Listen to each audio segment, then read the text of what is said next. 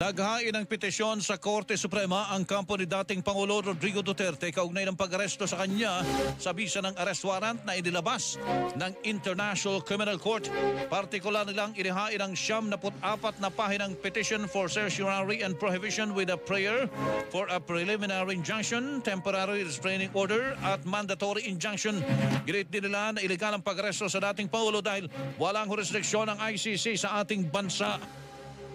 Philippines is no longer under the jurisdiction of the ICC. If you note, we already filed our note verbal and as a matter of fact, our written notice to the United Nations that we are no longer a party to the International Criminal Court as early as March 17 of 2018.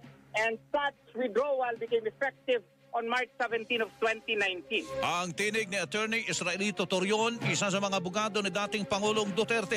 Sinugundahan naman niya ni dating Chief Presidential Legal Counsel